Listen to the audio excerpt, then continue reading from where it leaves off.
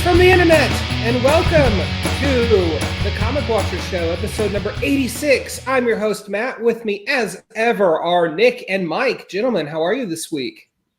I'm good. I can't complain. You know, new comics, new books, all that good stuff. The world is still on fire, but that's for a different show. Indeed it is. The world Nick? is on fire, and we're going to talk about some Joker, I guess. So yeah, we got a big show. We're talking about Batman 92, the big breakout moment for Punchilne. And then we're diving into Joker, 80th anniversary one-shot. So it's all Batman all the time this week. But first, because we just love to hit you up with lots and lots of random factoids, here is Scoop Johnson with the news. Yes, before we get into all this Gotham-y goodness that we have for today. Nice Hello Kitty cup. That's for another show. You like that? It's got my protein shake in it. Amazing. Protein. So we're going to zoom through some news here really quick. Deceased, if you are not done with them, that's good, because all of us aren't. We want more Deceased. This is going to be good stuff. Dead Planet, the original team of Tom Taylor and Trevor Hairsine, is reuniting for the big sequel.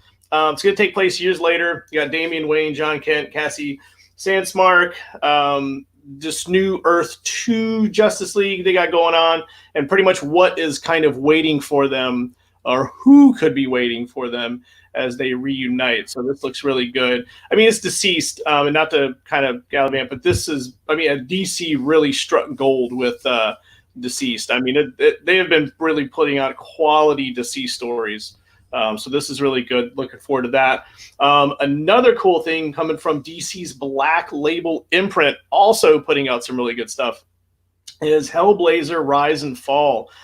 John Constantine is back in a mini-series. Surprise, surprise, Tom Taylor is going to be doing this one with Derek Robertson, and that's going to be launching in September. So once again, Black Label is doing a lot of good stuff, and that should be really good. Tom Taylor is going to do.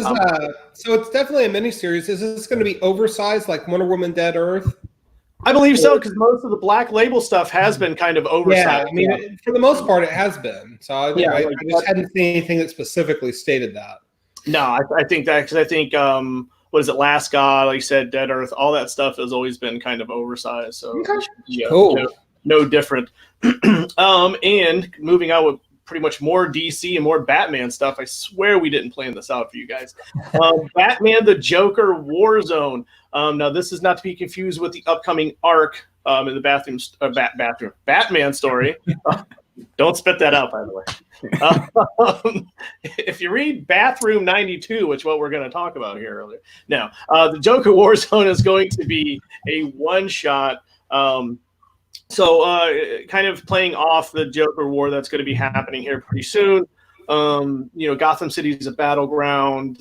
Joker's after Bat and Bruce's money. This is going to be playing off the anthology as the 80th issues have been kind of doing. There's be a bunch of stories, bunch of different creative teams that are going to have Cassandra Cain, Stephanie Brown, Luke Fox, and how they're all just kind of fighting under siege. And a brand new anti-hero is going to be introduced. Grab your bootstraps. The Clown Hunter. So, okay. Waka. Yeah. That was probably a really long board meeting to kind of come up with that name. But anyway, so this looks okay. I mean, we got a few pics, few clips on the website to kind of check that out. So, it's going to go along the line with the Joker War. Could it be kind of overflooding the Gotham pool? Maybe. We'll see. But only time will tell. Matt, you were talking earlier about Detective 1027. Yes. PC announced, I believe today, that Detective number 1027, Batman's 1000th appearance in the title, will be shipping in 144-page format in September. God only knows what the price tag is going to be, But, Batman's 1,000th appearance in Detective, I think that's worthy cause for celebration. Tons of good creative talent involved, of course. And, we fanboys will shamelessly line up to buy it regardless of price. So, looking very forward to it. Yep. I also wanted to throw out there real quick that Punisher co-creator Gerry Conway, or Gerry Conway maybe, I've heard it pronounced both ways, but I've never heard it officially stated, so pick your poison, has reclaimed the Punisher logo away from its misuse by certain law enforcement personnel here and there, and has fashioned it into a t-shirt that says Black Lives Matters, and it sort of incorporates into both a fist and the BLM logo. It's really, really cool. You can buy it. Let's see. Doesn't say who you can buy it through, but anyway, it's a great cause. I'm sure you can find it online. Good way to reclaim the Punisher logo. And of course, I'm sure all the proceeds go to lots of charitable causes. So awesome stuff. Good on you, Gerry Conway. And if I might, because I just pulled up his Twitter, there is a couple different links that with a couple different designs about him and the different skull designs. Like he just put up one. It's a Skulls for Justice. Has the trans flag on the skull, and all those proceeds are going to Black Lives Matter as well. So, and that particular shirt is coming off of customink.com, but on Jerry's Twitter, there is a link to those shirts as well. So, kids, head over on the Twitter and look it up because it's pretty cool. Yeah, definitely rad stuff. Good stuff. And I think that's it for news this week. I think all the burning, you know what? All the major stories. There's a lot. There's always more news. Yeah, but, there's always more news. And the website www.comic-watch.com is going to have way more content. Oh, Mr. Nick, still going to little thing. We just got something on Twitter from Tom Taylor again in the Suicide Squad run. A new cover dropped that's hinting at the death of a pretty foundational member of Suicide Squad, and definitely want to check it out. They have a penchant for guns. Hint, hint.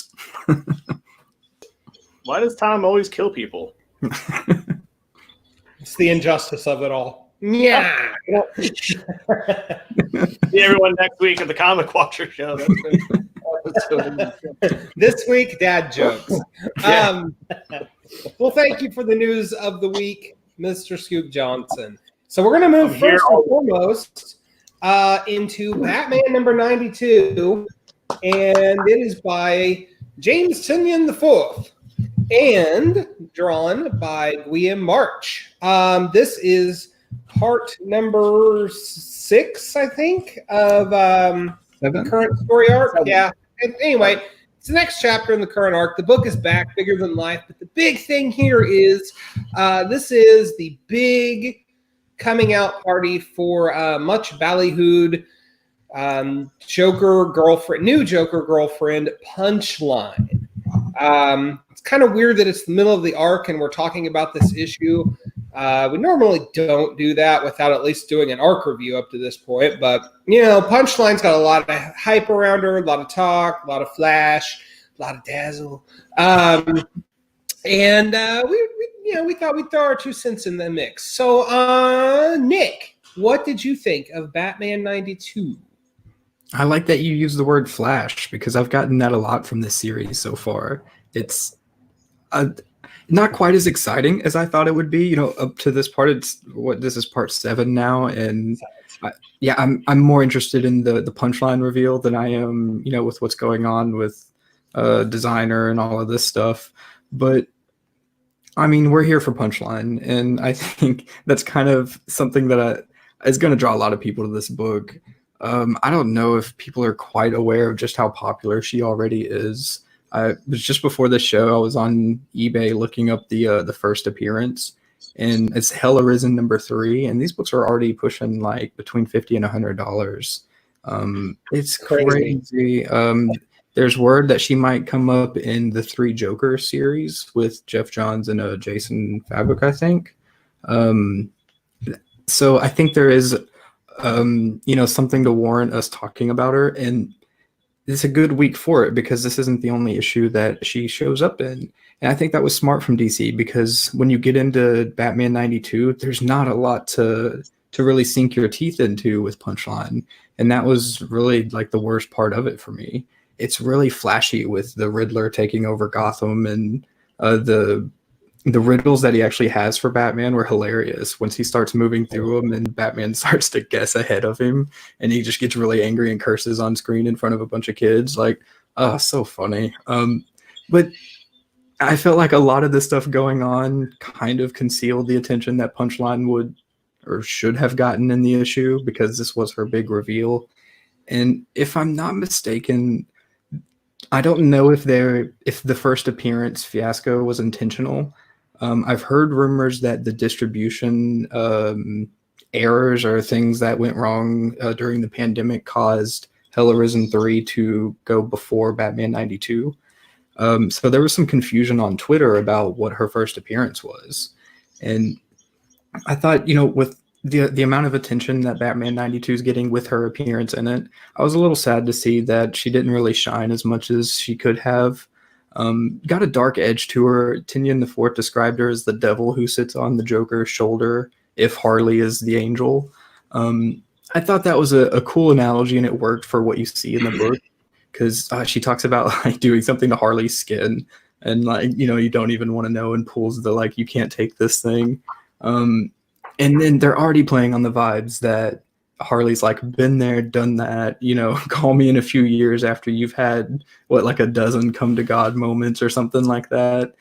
And I thought that was funny, but it seems like they're taking the approach was, Harley was the character who fell in love with the Joker who would never work. Is this the approach of the character who falls in love with the Joker who makes it work? I don't know if they're hinting at anything like that, but they're working together, and there's an odd fascination happening, so the discussion's going there. But Batman 92 has a lot of those things happening in it, and then it just doesn't really live up to it. I don't know. It's a bit not, I don't even want to use the word bland, but it's just not as exciting as it could have been. You're moving through this, and the ending reveal, I was like, well, that's cool, but where's Punchline? It's like all this cool stuff's happening, and we've gone through 7 parts now to get to it. I'm sticking around because, there's too much cool stuff happening in it, but I wish it would have been a little better. Well, I actually think it's interesting that they immediately put Punchline up against Harley, and I hadn't actually considered that dynamic between them and how they play off the Joker that you had, but it actually makes a lot of sense. However, and I don't want to like drone on too long, I think Harley stole the show, and part of that I think is just Harley's nature. But Mike, what did you think of Batman 92? I think as an arc, it being at part 7, it was okay, but I'm kind of on the line of thought with Nick. Like, I was expecting like Punchline is going to be very prominent in the story, and you're going to get like, and I'm not saying like half a book, but I'm saying a few panels, a couple of pages. Impactful. And I totally understand, because throughout this arc, they've had the villains get their own covers. So like having like the Art Germ, cover of, Punchline was fine, because, Riddler's had his own, Penguin's had his own. So I get that part, but like just reading through it, and I kind of went through quick, because I was like, oh, where's Punchline? The Riddler stuff is absolutely phenomenal. I think between that and then Harley kind of whispering, "Well, come call me when you have 20, come to Jesus" moments. Like, that's brilliant. And then it was just like, oh, I'm the Punchline. And I was like, what else? Like, I went back to my comic store. I was like, am I missing pages from like I've been shopping here since I was like a teenager. Like, now you take pages out of the comics. But that wasn't the case. But like I said, is it a bad book? No, because I've enjoyed this arc. I think the designer is kind of odd, but other than that, I think the overall, like seeing like the Rogues Gallery, like and how they're playing against Batman, that's really cool. That part of the story arc is really cool. But it just missed. It really just missed. And then it doesn't help. Like before he came on, I was reading some articles and stuff, and a lot of the whole Joker's new girlfriend and all that jazz. And I get it, but I don't get the feeling. Like I caught an article that had an interview with Tinian, and when he had said, let me directly quote him right here. Let me pull that up here. Sorry about that. He said he wanted Joker to have a lieutenant during the Joker War because he knew Joker was going to do Joker things. So he wanted someone that was going to be able to kind of be there and drive the troops and all that stuff. And so I get that. Now I do fear that this character and whoever writes her in the future, should she stay along, that far in, some writers could get weird. And I'm not saying creepy weird or nothing like that, but I'm just saying where she could just kind of fall flat if she doesn't have that good foundation, But yeah, I mean, like, is she cool looking? Yeah, I dig the appearance, But yeah, I don't know. I was kind of disappointed at Punchline not having a punchline. Right? It was. I actually wrote that. I kind of typed that out. That was good. And if I can say, we are coming off the Joker's daughter not too long ago, and after seeing how well Harley can work for being tied close to the Joker, and then seeing Joker's daughter kind of not work so well, we have examples of how which way this can go, and I think it is still too early to see which direction she's going in it. We just didn't get enough in this one. Yeah, and I was hoping. I mean, this being the big reveal, like I said, man, a couple of pages, man. Like get her, kind of like bossing people around, or maybe killing people, beating people up, do something. Because like the splash page that she got is like wallpaper worthy. It's great, but maybe fighting people more, using those knives a little bit more. Something. Yeah, I mean, overall the issue was good, but I mean, as far as Punchline, I feel bad because I was really looking forward to it, but it was kind of a snooze fest. So hopefully, upcoming, during the Joker War, maybe we'll see her kind of break out, and I'm sure DC probably in like 6-8 months we'll have like a 4-issue miniseries, and we'll be doing that here on episode 98 of the Comic Watcher Show, the Punchline miniseries. Matt, what did you think? Okay, so I'll take two different tacks because there's the Punchline conversation and then there's the issue in and of itself. So I'll start with the issue itself. Like I said, this is part 7. There's 2 more issues to go before this thing wraps up. And then Joker War begins in issue 95. So this is an awkward place to jump in and just review a random issue.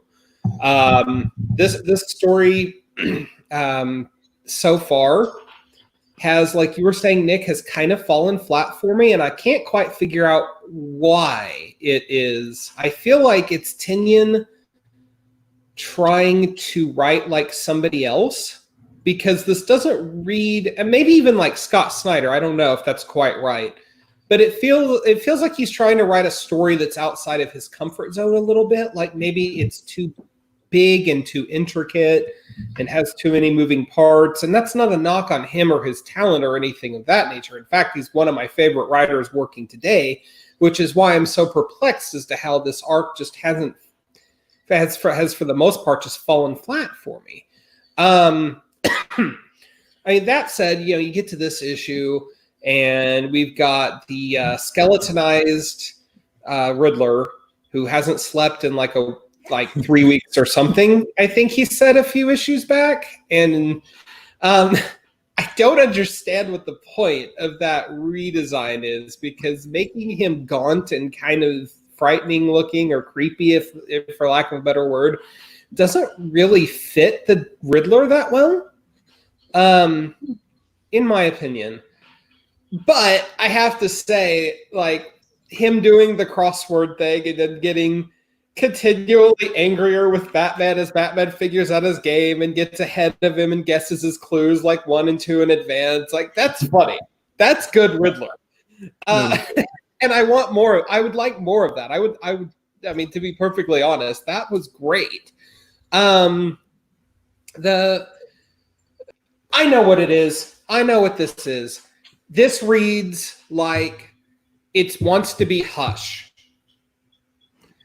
You've got a mystery villain that face is covered, pulling the strings of all the major villains, and there's a big mystery swirling around it. Ooh, that's why it doesn't ring. That's why it rings kind of falsely to me, and I like Hush quite a bit. So anyway, okay. Had that little epiphany there and lost my train of thought. Yeah, it's Tynion doing his version of Hush, and it just doesn't quite work. This issue, for the most part, I couldn't stand the art. Guillaume March, like I don't want to sit here and go on a terrible rant because he's obviously a better artist than I could ever be, but it looks like somebody took Tony Daniel art and then inked really bad over it, like they were having a seizure or something. And I don't know how else to describe. I know it's terrible. I probably shouldn't have said that. But I mean, God, this art is ugly. It's just ugly. Really? And I mean, I don't get that. I'm looking at this comic and I just have to wonder who thought this was good. But again, I'm not a professional artist, and I'm not gonna. And that's not like there's other issues that Guillaume March has drawn that haven't looked good. There's just something about the art in this issue just really hailed the land. As for Punchline, I don't even really like her outfit. Sorry, Mike. I think it's kind of boring, to be perfectly honest. And I don't think I can add anything about the way she debuted in this issue that you guys haven't already said. It just falls flat. There's nothing major about her that stands out in the way that she's presented. I think if she'd come out and like immediately beat up Harley or something like that, like, whoa, that's a statement, you know? Or Catwoman, you know, some kind of major statement that shows she's not to be trifled with. But that's not what we got. We got what we got, and it just wasn't enough for me to feel like this character has that firm foundation to stand on that you guys were talking about. I don't know. Maybe I'll be wrong. Maybe in 4 months when we're doing the Punchline 4-issue miniseries, like you said, Mike, I will be proven false. But yeah, as far as a new character goes, that's just blowing my mind, knocking my socks off. Punchline's not it. I hate to say that, but there's a lot of flash and not a lot of substance. I think she's got the makings for a lot of substance, and we're going to get into that pretty soon. Yeah. But the good thing about starting with a relative blank slate is you can build in a lot of different directions. Think about Deadpool. Yeah. You know, and where he is now versus how he started, and that's just the first example that comes to my head. But even like Harley found prominence in her story that took place over the course of a lot of years. And she started with this animated series just being the Joker's girlfriend, and her relevance now and importance as a character couldn't have been found then. It was nowhere to be found. And who we see now is something completely different. And I understand that there's that potential for Punchline, but the reader in me wants to be amazed right now with Batman 92. And I guess maybe I was hoping for too much, but I don't think you were. I think DC set your expectations up to have your mind blown with the sheer amount of hype train that's preceded this character. Yeah. like I said, I mean, I was looking like, shaking the book for extra pages. I'm like, this couldn't have been it, but I don't know. We'll see. I mean, maybe she'll look better on a t-shirt, so, Oh, scoop. maybe we all take a field trip to Hot Topic. Everyone gets a Punchline t-shirt, and That's right. We're fine. That's funny. So, Batman 92, not a bad comic, but in terms of expectations versus final product, bit of a swing and a miss. Yeah, and that's as much DC's marketing department's fault as anyone else. So, yeah. Any final thoughts on Batman 92? The art wasn't that bad. Ah. Okay, that was maybe a little bit of an extreme reaction, but it occurred to me when I was reading, I was like, I probably shouldn't say that, but I can't get the thought out of my head. Like I said, any professional comic artist working can draw better than me. So take my art criticism with an absolute grain of salt. I have a hard time drawing stick figures, so I ain't saying. Hey, power to stick figures, sir. All right. Well, that's our thoughts on Batman 92 and Punchline's debut. So now we're talking about the Joker 80th anniversary extravaganza 100-pager.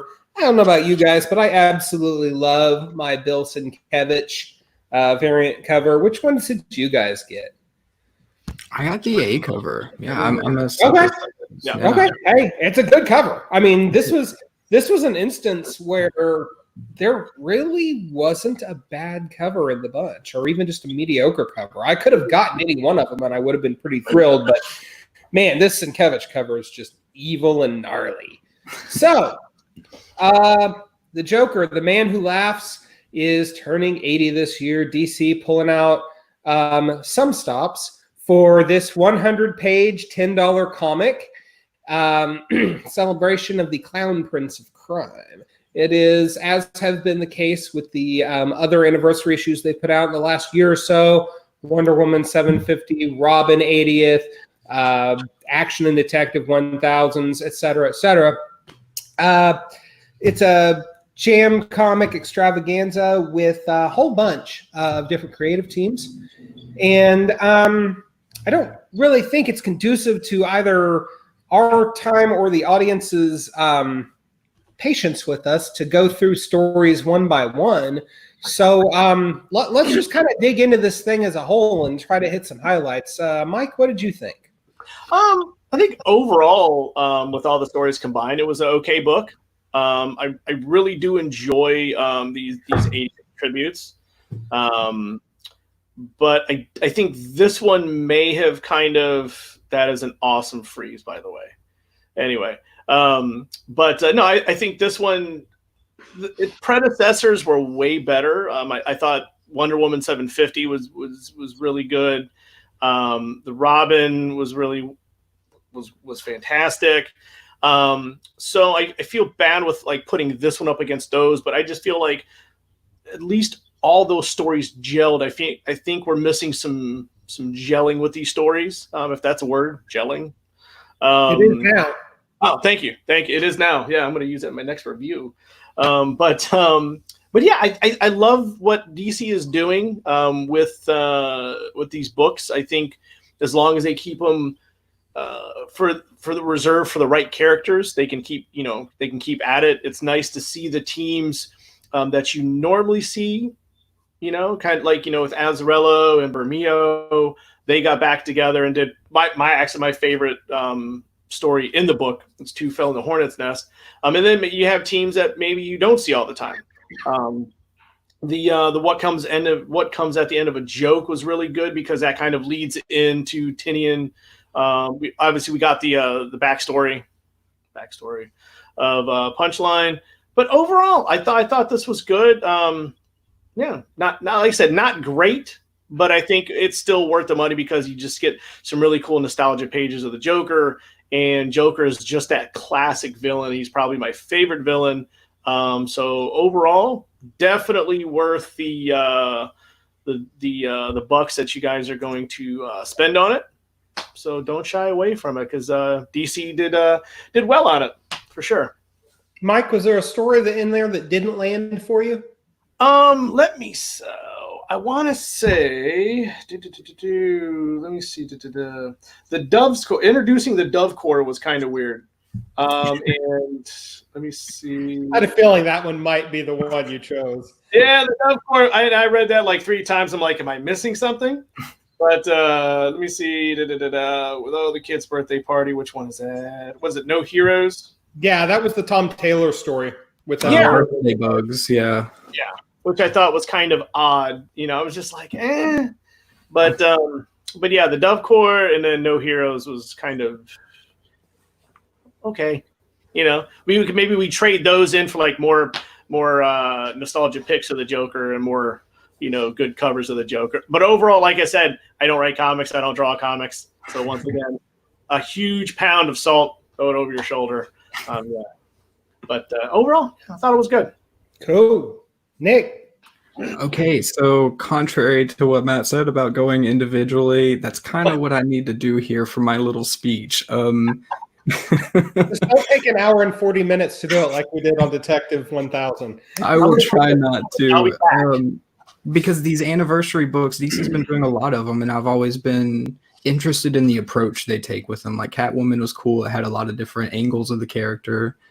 They've done the historical approach for the timeless ones. Batman, you got a lot of different decade by decade type of story. You don't get that in the Joker, because there's an aura of mystery around the Joker that if you go into and explore every angle or facet of the character, you break down what makes the character cool.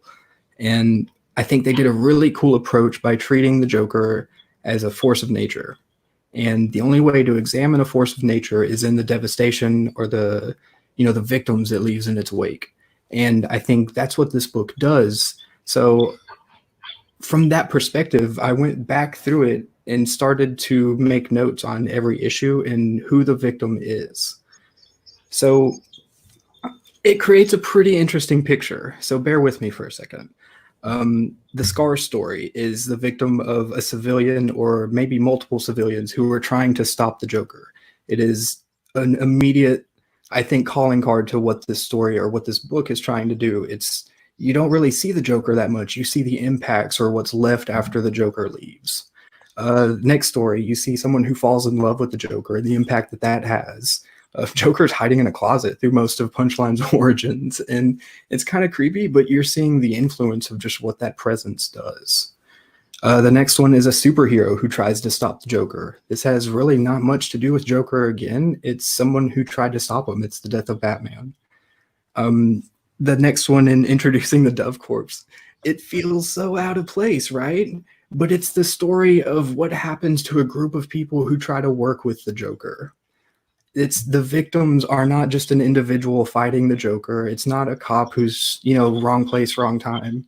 It's a group of people who tried to work with this force of nature who only leaves destruction in its wake. And from that, it works. And after that, I believe it's the Tomasi story, The War Within. Halfway through the book, just in time for an intermission, we do an introspective story that looks at a lot of mental sanity issues. And it acts as kind of like a primer for, what's been done so far in the book so far and what's coming. It's a nice little interlude, I thought. It's also a nice little meta commentary on all the various Joker incarnations over the decades. Yes, definitely. It's kind of an insight. Including Jared Leto. Yeah. That I can't believe they went there, but, power right? to them. And I think that, again, gets right to it's an introspective story in the middle of, looking at the devastation of this force of nature. You can't spend all your stories exploring the psyche of this character. It just wouldn't work. So I think using it as an interlude like this is really great. After that is the Last Smile, which is the Harley. So this is someone who fell in love with the Joker and it didn't work. The Rossimo art was crazy in that one. I think that was the shocker for me. But after that, Birthday Bugs, another one that's like Dove Corpse that feels way out of place. But it's random victims. It's the random encounter of this force of nature that can't be predicted. And it falls right in line with what that devastation does and how we've seen it manifest in Gotham over the years. Penance is a villain. It's a civilian villain. It's basically the crime version of what happens when Joker confronts organized crime. I think falls again right in line. It's the opposite of the cop story I think you get at the beginning on that societal level. And then we end with Joker from Azzarello and Bermejo that I couldn't really pinpoint this one at first, but they flip the script and they do something really cool with it, and they turn the lens to society. And it's a victim of society or institutionalized behavior. And I think it was really cool to end on that note, because you start with the look at a very grounded look at a person who has been harmed by this, and then you look at the end on kind of the societal impact. Well, it was one over the cuckoo's nest. Yeah, and that's kind of the story that they're getting into. Yeah, it's they kind of, in a great way to, you've explored all these different angles of all the relationships that have turned sour because of just the Joker's presence, and one of those relationships is with society. And I think that story just touches on it really well. And when you look at these as a comprehensive book, it builds a perspective of the character that, ties into that force of nature and how you can come to understand the Joker. And what a great way to celebrate the 80th anniversary. And that is my spiel. Wow. That was actually very scholarly. Put me to shame. I'm be like, comic good. No. I feel like this was something of a bit of a more mixed bag. And I'm going to compare it a little bit to the Catwoman one that we didn't get to review, but and maybe this is just partially my expectations too, because the previous anniversary books have definitely gone to lengths to examine the various eras and incarnations and decades of the characters. And that's kind of what I was looking for here. I mean, just expecting that, because that's what the other books have done. And this book didn't do that. So looking superficially at it, surface only, you basically got a $10 collection of some Joker stories. Now, majority of them are good stories. That's not to knock the quality of them by any stretch of the imagination, but there was something missing in it to me. And it kind of, I certainly didn't read it on the depth that you did, Nick, and now I kind of wish I had. She just took the air out of my, is what I was going to say. But I felt like it lacked the cohesive celebration of the character across the decades. So I would have loved to have seen something done in the 90s animated style, or something in the 40s or 50s Dick Sprang era. Just something more in that era. Maybe even something wacky from the Batman TV show. Something along those lines to kind of highlight the diversity of the character, but also remind us that all these are still the same guy. Was there anything in there? The first and last stories stood out to me the most. So Scott Snyder and Jock, the Scars story was phenomenal. And then that last one, like you were saying, Two Fell into the Hornet's Nest by Azzarello and Lee Bermejo. Brilliant. Took me a minute to figure out what they were doing with that one. And I mean, that's always the mark of a good writer. Yeah. So on the whole, like, just page for page, this is probably my least favorite of the recent anniversary issues that have come out, but that's not a bad comic by any means, and I don't want to damn it with faint praise. I would actually say, like, my least favorite story in here was Kill the Batman by Gary Whitta and Greg Miller, art by Dan Mora. This is the one where it's, at some point in the future, the Batman has died, his identity's been revealed as Bruce Wayne, the city's mourning, and Joker can't quite figure out what to do with that as arch nemesis. And I don't know, something about it just fell flat for me. Like, I get exactly what the intent of the story was. It just didn't quite cohere for me. That's it. The odd man out, the introducing the Dove Corps by Denny O'Neil and Jose Luis Garcia Lopez or JLGO. It's definitely the odd man out stylistically, but I like it because it's this just weird little throwback story to like the 70s or something. Yeah, when Denny O'Neil was at his peak. And it's just weird. I think that's why I like it. It just feels so bizarre and out of place. And that's a little bit more of that decade by decade breakdown. Is, like I said, what I was hoping for. All of the covers on this, various covers were spectacular. You could have picked any one of them and had a winner. I love my Bill Sienkiewicz one. There's something extra evil about it.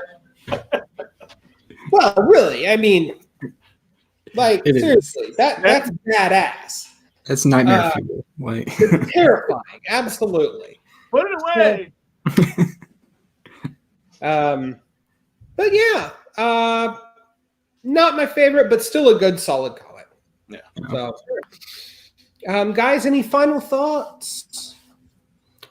Nope, that's pretty much it. I do agree that they kind of lost that historical element in building that picture of the character. It's hard to do both. It definitely is. It is, but they succeeded with the Catwoman one last week. Yeah. And it's like the Joker is such a different. Catwoman is great because she's this anti-hero that you can really explore different facets of. Joker's like the Wolverine. You do an origin story on Joker, and it's so controversial, as we saw with the movie. It's immediate. Yeah. I just watched it today, prepping for the show. It's something that it was a tough one. There's a lot of red flags jumping into the story and how to tie it historically and building that modern prominence. So I think it's worth reading, though. For sure. Yeah, most definitely. You can do a lot worse. So, Mike, did you have any final thoughts on Joker 80th? No. We've said it all. Worth the pickup, worth the read. Definitely not a bad book. Cool. And we didn't even take an hour and 40 minutes to break it down. So I guess with that, we zipped through those a little quicker. I know, Nick, you're running a little short on time. I'm good. We're doing good. Let's do it. Good. So let's move into our favorite third act and get into what have you been reading? What are you looking forward to? Nick, you're up. I have been reading. I thought I got it. Oh yeah, I have been reading Ta-Nehisi Coates' Captain America. I didn't read it as deep as I should have the first time, and I'm on midway through volume 2 now. That's some cool stuff. I'm really shocked that Marvel, handed Coates this character and said, "Do what you want with them." I followed Coates a lot of the Atlantic essays and stuff, and the prominence of the American dream in this first volume of Captain America runs parallel with his vision of America and the history. It's really, really cool stuff. And under the context of this writer, I think it's really insightful and something everybody should be reading for sure. And working on Breaking Glass right now. Harley Quinn, go figure. Yeah, definitely. I think it was a cool book. I'm about halfway through it. It's Harley in high school. You've got younger interpretations of characters. Joker looks wild in this one. But it's good. You can tell it's obviously quality writing, quality artwork, and it's a young adult graphic novel. I kind of through and through, but I believe it may have been nominated for an Eisner. Don't quote me on that. I believe it was. Yes. Okay, cool. And I think you can tell when you pick it up. You're like, okay, I see what's going on here. It's really interesting stuff. A lot of great representation in it that it helps it to stand up as something different. As for what I'm looking forward to, I know that we're going to talk about the DC event coming up. I think that's going to drop next week. A lot of death metal happening. But I'm actually excited for Image. I believe it's Image and Top Cow. A Man Among Ye is coming out. Yes, we did an interview with Stephanie Phillips. Really, really cool stuff. It's about a pirate woman at a time when women shouldn't be pirates, and it's great. So really excited for that one. That does look good. I'd forgotten about that. And Stephanie Phillips, I think a lot of people, including our own Cody White have her pegged as like the next big star. So, Sure. Yeah, definitely somebody to keep an eye on. Mike, how about you? What have you been reading? What are you looking forward to, buddy? I have been reading an indie title on Comixology right now, Atomic Victory Squad. That sounds awesome. And I found this by accident because a local letterer here in Norfolk actually lettered the book, and he put it on his page, hey, on sale now, Comixology. And so when I saw the cover, what immediately stood out was there's a bull in a superhero costume that has udders. That's not right. That's all you got to tell this guy. And I went to Comixology. I'm like, I have to know more about this. So the book initially, it's written by Lowell Dean. He's up in Canada. It initially started as a Kickstarter. So all 4 issues are on Comixology right now. The really quick deal is the superheroes, the Earth superheroes were killed. So now GAP, needs to, it's a government agency.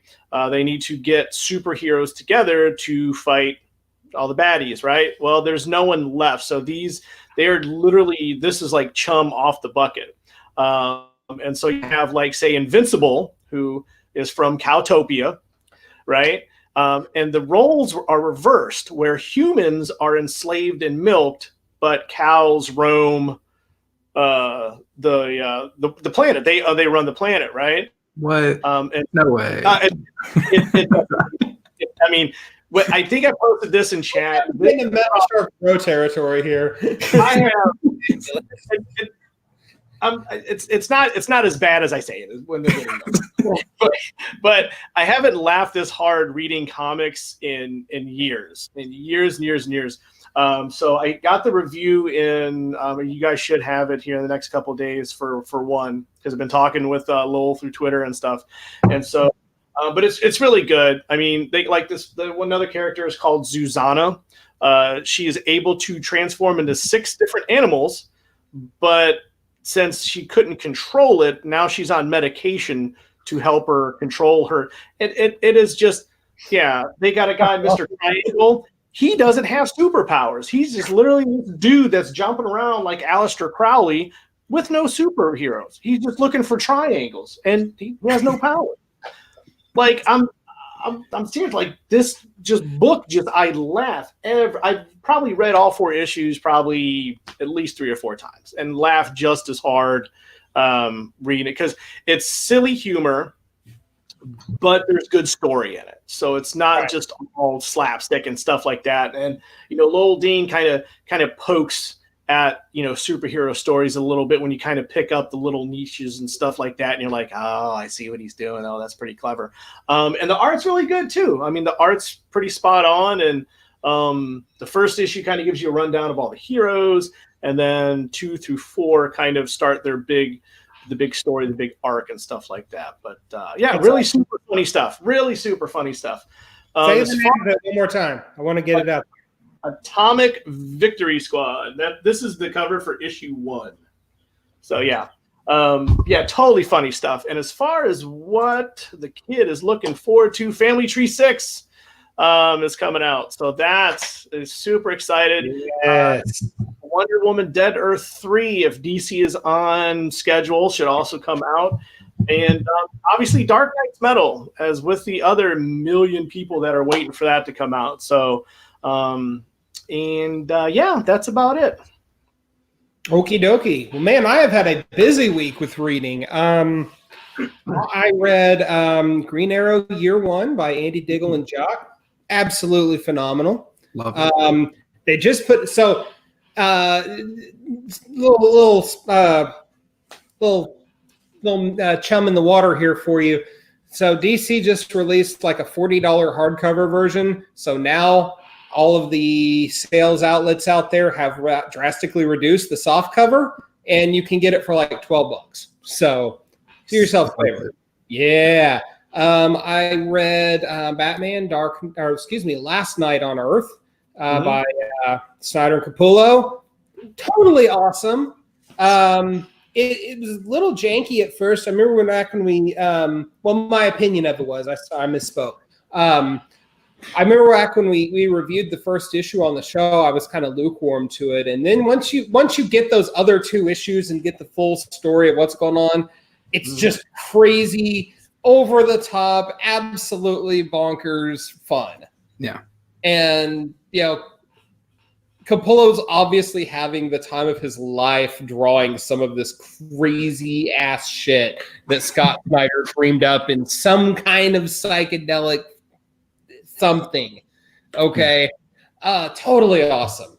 It was good. It was Snyder without the complications. It was such a straightforward story, and that it worked so well. Unfiltered Snyder. Yeah. Very cool stuff. And I've been reading stuff all week. I've been diving pretty heavily into things. So, what am I looking? Oh, it's a baby puppy dog.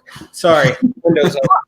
Well, it's a husky. I'm sorry, guys. It was a husky. Puppy husky. Come on. But anyway, so death metal. Get into that now. Yes, so that's coming out next week. I got to say that's probably the thing I'm looking forward to most. But Mike, you stole a couple of my thunder. I was also looking forward to Family Tree number 6. A lot of people not talking about this book. But it's Jeff Lemire, and it's awesome. And it's got the weirdest premise ever. It's like this little girl starts turning slowly into a tree. And that's your starting point, is what the hell is happening. And by the time you get to the end of issue 5, like the scope of the story just blows up.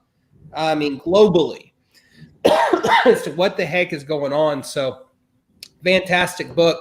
We've got speaking of Lemire, we've got The Question, Many Deaths of Vic Sage number 3 coming out from Black Label. And then, like you were saying, Wonder Woman, Dead Earth from Daniel Warren Johnson. Hitting the stands. So, I mean, it's a good DC week. Like, since comics came back, this is the first week we've had where I'm like, oh my God, I cannot wait for new comics next week. Seriously, there's a ton of good stuff coming out. So, that's me. So, gentlemen, I think that's a wrap. Thank you all for listening. We got so worried about Nick's time constraints that we somehow kept it under an hour. So, thank you all for listening. This has been Comic Watchers Show, episode number 86. I'm Matt. This is Nick. That's Mike.